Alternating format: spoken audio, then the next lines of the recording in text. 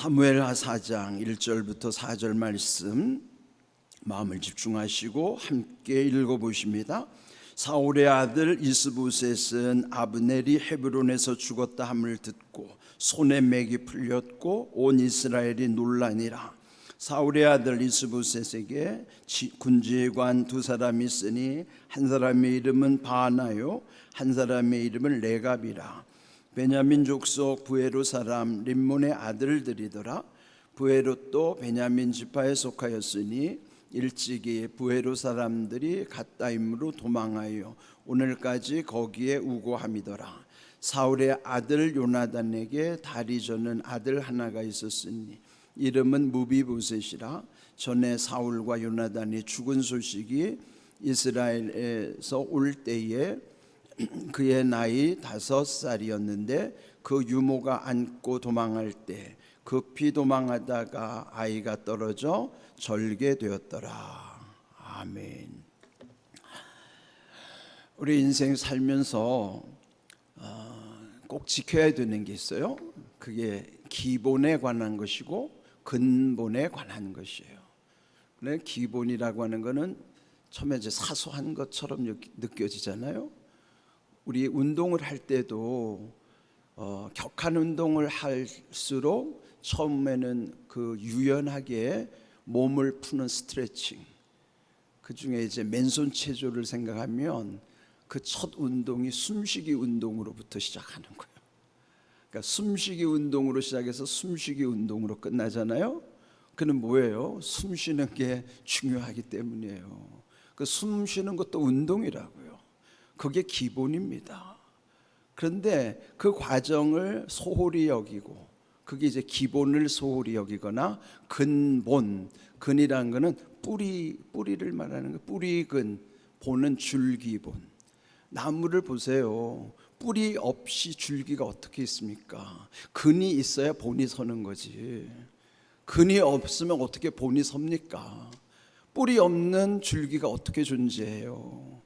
그러니까 보이지 않는 뿌리와 그 보이는 줄기가 그게 근본이라고요. 그러니까 우리가 늘 인생에서 중요한 것은 기본과 근본을 소홀히 여겨도 안 되고 무시해도 안 돼요. 그 우리가 왜 실패하고 넘어지고 인생이 엉클어지는가? 우리 안에 있는 지켜야 되는 기본과 근본을 소홀히 하고 무시하기 때문이에요. 지금 성경에서 우리에게 주시는 교훈도 그 기본과 근본이 어디로부터 있는가? 그게 우리 하나님께로부터 연결이 되는 거예요. 하나님과의 관계가 우리의 인생의 기본과 근본이 되는 것입니다. 그거 소홀히 여기고 무시하면요, 잘 되는 인생 없습니다. 다 무너지게 돼 있고 결국 망하게 돼 있어요. 오늘 이 말씀 속에도 보면은 우리 앞에서 읽은 3장으로부터 4장, 5장이 크게 한 흐름이거든요. 3, 4, 5장의 한 흐름인데 3장 1절에서 뭐라고 기록하고 있는가 하면은 다윗은 점점 강하여 가고 사울의 집은 점점 약하여 가니라. 이제 그 말씀을 이제 3장 1절로부터 5장까지 쭉 어떻게 다윗이 점점점 강해가고 사울의 집은 점점점 약하여서 몰락해 가는가, 그 과정을 설명하는 내용이 3장으로부터 5장까지예요. 그런데 지금 이 과정 중에 여기 지금 우리 읽은 말씀이 있는 것이죠. 자, 1절을 보시면 사울의 아들 이스보셋은 아브넬이 헤브론에서 죽었다 함을 듣고 손에 맥이 풀렸고 온 이스라엘이 놀라니라. 자, 이럴 때 보면 또 이제 우리 인생을 떠올리게 되잖아요. 이제 우리도 지난 세월 속에서도 맥이 풀릴 때가 있었고, 또 그 아브넬이 죽었다는 소식을 들음으로써 이스보셋의 손에 맥이 풀렸을 뿐만 아니라 이스라엘의 그 온 백성들이 또한 놀랐다. 그 놀라는 게 단순히 놀란 게 아니라 엄청 충격을 받은 거예요.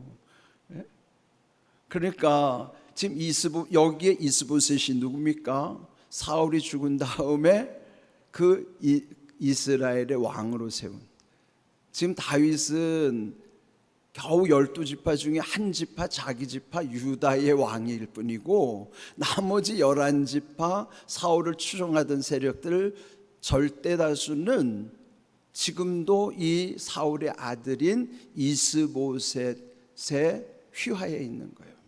그러니까 이스보셋을 왕으로 세운 사람이 누군가? 그 사람이 아브넬이에요. 아브넬은 그 이스보셋의 아버지 사울 왕 시절에도 아주 대단한 참모 역할을 했고, 그래서 그 아버지 죽은 뒤에 이 아브넬이 그 아들 이스보셋을 왕으로 세우고 실제로 권력은 자기가 휘두르고 있는 거예요. 그런 이스보셋은 명목상 왕이에요. 허수아비 왕이에요. 회사에서도 그러면 아무 힘도 없는 바지사장 역할을 하는 거죠. 그런데 왜 그러면은 이 아브넬이 죽은 소식을 듣고 맥이 왜 빠졌을까요? 결국은 자기를 왕으로 세워준 이 아브넬에 전적으로 묶여 있는 거예요. 그러니까 그 사람 죽으니까 완전히 이제는 자기가 어떻게 할 바를 모르죠. 정말 이 이스보셋이 제대로 된 왕이라면은 그런데 휘둘릴 이유가 없죠. 그런데 그는 결국 아브넬이 죽었다는 소식을 듣고 맥이 풀렸다. 여러분, 맥이 풀린다는 게 이게 한국적 표현이에요. 이 맥이라는 게 뭐예요? 우리 맥이 뛰잖아요. 그게 살아있다는 증거인데, 맥이 풀렸다는 건 기운이 없어져 가지고 결국은 아무 할 의욕이 없어진 것이에요. 그뿐만 아니라 백성들도 충격을 받은 거예요. 그러니까 지금 그 온 나라가 아브넬 죽은 소식이 얼마나 파장이 클까. 사람이 이런 걸 보면은 참 대단한 존재가 아니에요. 우리 따끔 살다 보면은 맥이 풀릴 때가 있으면은 살아갈 의욕도 잃어버리고 그냥 완전히 삶이 혼란스러워지는 겁니다. 그런데 이렇게 맥이 풀린다고 하는 건 맥이 빠진다고도 하고 하는데요, 우리 이런 게 되게 보면 어떤 현상이냐면 기운이 없어진다 그러죠. 기운. 한국 사람들이 말의 특징이 참 철학적이에요. 기운이라는 게 우리 안에 기가 있어요. 흘러다니는 기가. 근데 그 기가 어디서 오냐면 기분이 좋을 때 기운이 난단 말이에요. 기분이 좋다는 게 뭐예요? 그 분위기의 기자예요. 그게 우리가 그렇잖아요. 누가 칭찬해 주거나 또 무슨 좋은 일이 생기면 기분이 좋아서 그럼 왜 기운이 나죠. 그런데 뭔 일이 안 되거나 누구한테 이상한 소리를 들었을 때는 기분이 안 좋아지니까 기운이 빠지는 거예요. 여러분, 기분과 기운이라는 게 이게 얼마나 우리에게 영향을 주는지 몰라요. 아무것도 아닌 것 같은데 세상 사람들은 그저 기운과 기분 그 수준에서 살아요. 우리도 믿음 없으면요, 기분 나쁘면 기운 빠지고 기분 좋으면 기운이 나고 그 정도 차원이란 말이에요. 지금 여기 이스보셋도 왜 맥이 빠지고 온 백성들이 충격에 휩싸였는가? 그런 하나님과 단절되어 있으면 이럴 수밖에 없어요. 인간적인 욕망으로 세워진 그 나라가 그 아브넬이라고 하는 대단한 사람의 죽음 앞에서 속수무책이에요. 속절없이 이렇게 지금 온전히 충격에 빠져 있는 상황인 거란 말이죠. 여러분, 기분도 중요하고 기운도 중요하죠. 그런데 그게 다가 아닙니다. 우리는 하나님을 믿는 사람은 절대 기분대로 안 살아요. 뭐 기분 좋다고 뭐 자기 하고 싶은 다 하고 기분 나쁘면 다 때려 붓고 그렇게 살면 어떻게 하겠어요. 우리는 기분 따라 사는 사람이 아니에요. 하나님을 기쁘시게 하는 자니까 하나님을 기쁘시게 하는 것이 내 삶의 기쁨이고 보람이고 삶의 의욕이 생기는 거란 말이에요. 우리는 하나님이 기뻐하시는 일에 우리는 기분이 좋아야 돼요. 그리고 하나님이 기뻐하시는 일에 기운을 차려야지. 사람 보고 오락가락하면은 다 무너질 수밖에 없단 말이죠. 지금 이 현실이 이스보셋을 통해서 우리를 보여주는 겁니다. 하나님을 떠난 세상 사람들의 보편적 현상이 다 이런 거예요. 그래서 여기 맥이 풀리고 온 백성들이 다 놀랐더라.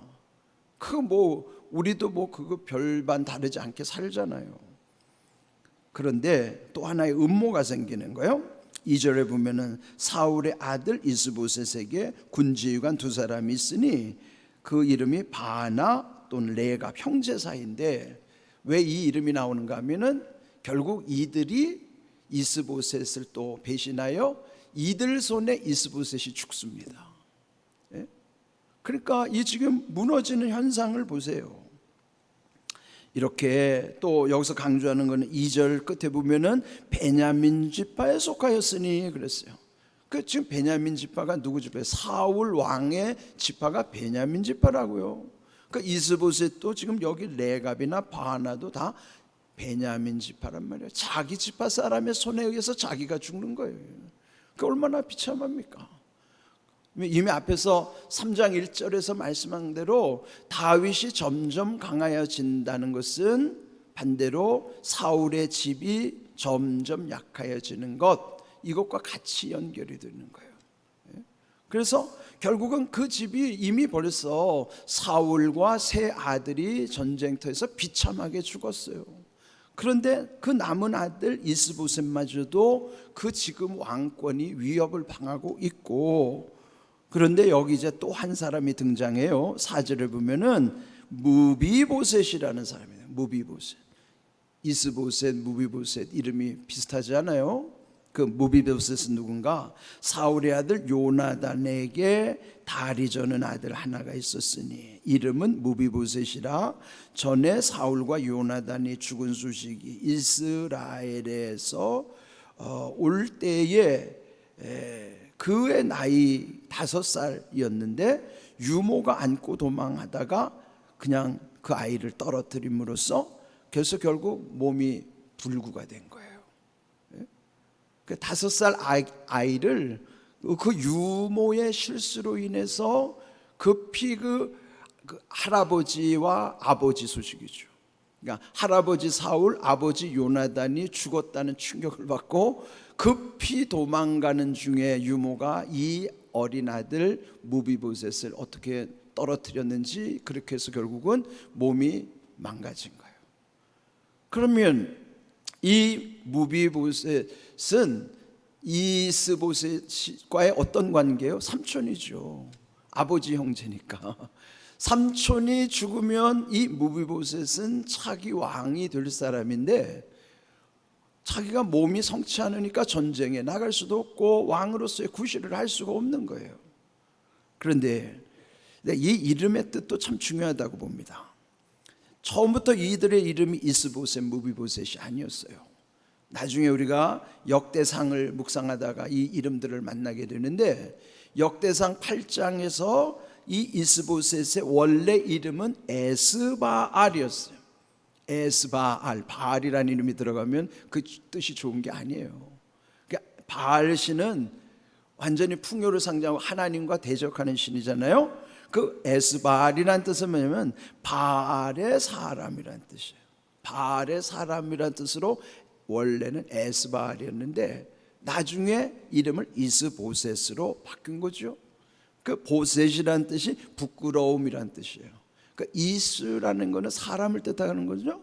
그래서 바알의 사람이었다가 그 이름 이스보셋이라고 바꾼데 그 이스보셋은 부끄러운 자라는 뜻이에요. 부끄러운 자.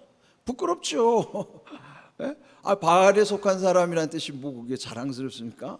그 결국은 이스보셋, 부끄러운 자라는 이름으로 바뀌었어요. 근데 무비보셋은 원래 이름이 뭐였는가? 무리바알이에요. 그것도 바알이라는 이름이 들어갔어요. 당시 바알은 어떤 풍요를 상징하기 때문에 바알이라는 이름을 자꾸 이렇게 지어준단 말이에요. 그러니까 이 무리바알이라는 뜻은 뭐냐면은 바알로 만족하는 자. 그것도 참 참 안 좋은 이름이에요. 바알로 만족하는 자라는 무리바알이라는 이름을 무비보셋 그렇게 해주는데, 무비보셋이라는 뜻은 부끄러움, 보셋은 부끄러움이랬죠. 무비보셋은 부끄러움을 없애버리는 자. 그래도 그건 낫죠. 예전에는 바알로 만족하는 자라는 무리바알이라는 이름에서 무비보셋, 그 부끄러움을 없애버리는 자라는 이름으로서 이름을 참 잘 지은 거예요. 그거는. 그러나 어찌하든지 지금 이 무비보셋도 이 몸이 성치 않는 데다가 그래도 그 아버지 요나단과 다윗은 아주 절친 관계였기 때문에 나중에 이 무비보셋은 다윗 왕의 궁에 들어가서 그래도 호강을 하는 거예요. 그러나 어찌하든지 지금 이 몰락해가는 사울의 집안을 지금 이렇게 계속 묘사하고 있는 거예요. 그렇다면 이제 이러한 이 전체적인 흐름에서 이제 결국은 5장에 가면은 다윗이 12지파의 왕으로 이제 등극하게 되는 거예요. 마침내. 그러면 그 3장 1절의 말씀이 그대로 이루어지는 것이죠. 다윗은 점점 강하여 가고 사울의 집은 점점 약하여 가니라. 근데 거기서 중요한 표현이 뭘까요? 점점이라는 거야. 점점이 뭐예요? 우리가 느끼지도 못할 정도일 수도 있어요. 미세한 변화. 점점이라는 거는요, 우리에게는 가능성의 시간일 수도 있어요. 왜요?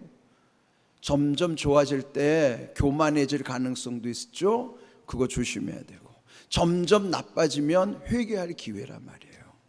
그러니까 점점 좋아지든지 점점 나빠지든지는 우리에게는 자기를 돌이켜볼 중요한 기회예요. 점점 잘 될수록 사람 교만해지다가 무너진 사람이 있어요. 그러니까 점점 잘 될 때 더 겸손해져야 되고, 점점 나빠지면은 회개의 기회로 삼아야 된다고 말이에요. 그걸 몰라요. 왜요? 어리석기 때문이죠. 시편 127편 1절 말씀 함께 읽어볼까요? 우리 함께 말씀 읽어봅니다. 여호와께서 집을 세우지 아니하시면 세우는 자의 수고가 헛되며, 여호와께서 성을 지키지 아니하시면 파수꾼에 깨어있으면 헛되도다. 여기서 뭘 말씀하는? 헛된다는 것은 하나님이 함께 하시지 않으면, 집을 세우는 것, 가정이 세워지는 것도요, 하나님이 함께 하셔야 그 가정이 세워지는 것이지, 하나님이 함께 하시지 않으면 그 집을 세우려고 노력해도 세우는 자의 수고는 헛될 수밖에 없고, 성을 지키는 파수꾼도 하나님이 함께 하셔야 거기가 헛되지 않은 것이지, 하나님이 함께 하시지 않으면 파수꾼이 지키고 있어도 다 뚫리게 돼 있어요. 그래서 하나님이 함께 하시지 않으면 우리 인생의 수고가 헛되며, 지키려고 하는 거, 파수꾼이 지키는 거죠. 세우는 거는 점점 잘 돼야 되는 거고, 또 파수꾼의 사명은 그 빼앗기지 않도록 지켜야 되는 거예요. 우리는요, 유지하려면은 잘 되기도 해야 되지만 그거를 뺏기지 않고 그건 파수꾼처럼 지켜야 되는 거, 그거 우리가 못한단 말이에요. 하나님이 함께 하시지 않으면 그 모든 것이 허사다, 헛되다. 그게 뭐예요? 밑빠진 독이다, 공든 탑도 무너진다, 그런 거예요. 우리 인생 하나님 함께 하시지 않으면 헛될 수밖에 없어요. 그래서 전도서 1장 2절에도 보면 전도자가 이르되 헛되고 헛되며 헛되고 헛되니 모든 것이 헛되도다. 그 인생의 헛됨이라는 것을 강조하는 거예요. 여기에 시편 127편에서 말씀한 대로 하나님 함께 하시지 않는 인생은 잠시 잘 되는 것 같지만 결국은 다 헛되는 거예요. 밑빠진 독이고 공든 탑이 무너지는 거예요. 여러분, 꽃꽂이 해놓으면 그게 순간적으로 살아있는 꽃 같지만은 그건 지금 죽어있는 꽃이라고요. 겉으로 보기만 보기 좋은 것이지 그건 잠시 후에는 쓰레기장에다 버려야 되는 꽃이에요. 그게 우리가 꽃꽂이처럼 지금 뭐 보기 좋은 게 그게 좋은 게 아니에요. 생명이 있느냐 없느냐가 문제죠. 그래서 우리는 생명의 주인이신 하나님을 떠나면 아무것도 아닌 인생이라고요. 헛되다는 말과 반대가 뭐냐면 복되다는 말이에요. 인생이 헛되고 헛되며 헛되고 헛되니 모든 것이 헛되도다. 그게 맞아요. 근데 왜 그걸 알아야 되는가? 우리가 헛되다는 걸 알아야 하나님을 향하여 더 하나님께로 가는 거예요. 시선이 하나님께로 향하고 주님께로 점점 가까이 가는 것이지, 자기 인생이 헛되다는 걸 알지 못하는 사람은 하나님 안 찾아요. 왜 헛된 걸 알아야 되는가? 하나님을 찾기 위해서 내가 헛되다는 걸 알아야 되고, 그렇게 살아갈 때에 그 인생이 헛되지 않을 때, 헛되고 모든 것이 헛되도다는 걸 다시 바꾸면, 복되고 복되니 모든 것이 복되도다. 그건 무슨 차이예요? 천국이 있고 없고의 차이예요. 그러니까 여러분, 헛되다는 걸 왜 알려주시는가? 너 그렇게 살지 말고 복되다는 고백하라고 우리에게 아무것도 아닌 인생을 알려주는 거예요. 두 가지를 기억하세요. 헛되니 모든 것이 헛되도다. 그는 뭐야? 하나님과 관계없이 살아가는 인생의 모습이지만, 하나님과 함께 살아가는 인생은 복되니 모든 것이 복되도다. 그게 성경이 알려주시는 진리의 말씀이란 말이에요. 여러분, 오늘 이 주신 말씀 3장 1절, 다윗의 집이 점점 강해, 다윗은 점점 강해지고 사울의 집은 점점 약해져가 아니라, 그게 우리 인생이요, 내 모습이에요. 결론이 뭡니까? 하나님의 은혜 안에 살고 있느냐 아니냐, 그 차이죠.